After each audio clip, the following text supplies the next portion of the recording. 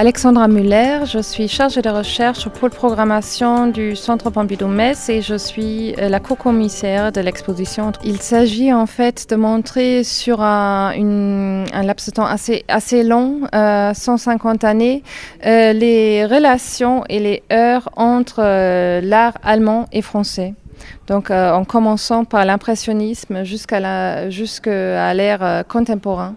De montrer comment ces avant-gardes ont cohabité, se sont cherchés et heurtés au cours du XXe. Il y a des artistes français et allemands, donc on commence avec de magnifiques tableaux de Renoir, de Pissarro, de Sisley, qu'on met en parallèle avec des artistes de la sécession berlinoise qui sont moins connus en France, mais très appréciés outre-Rhin, dont Max Liebermann ou Slevogt, Corinth.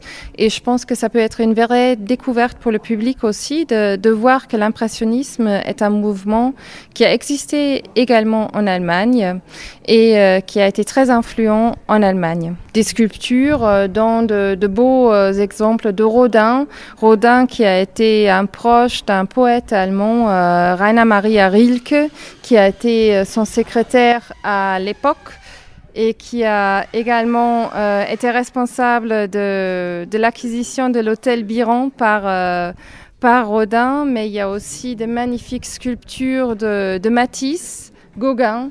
Il y a Archipenko à voir, Belling et tant d'autres. Photographique avec un mouvement qui s'appelle la photographie subjective, qui est un mouvement allemand de l'immédiat après Deuxième Guerre mondiale.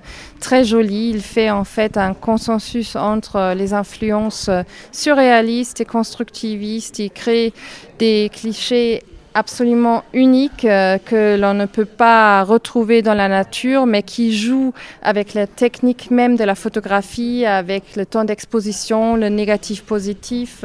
Et je pense que là encore, ça va être une découverte pour le public français.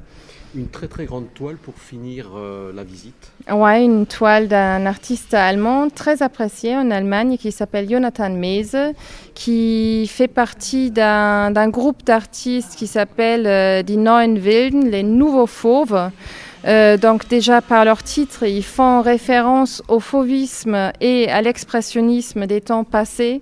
Donc ce sont peut-être eux les héritiers de ces échanges intenses franco-allemands au début du XXe siècle.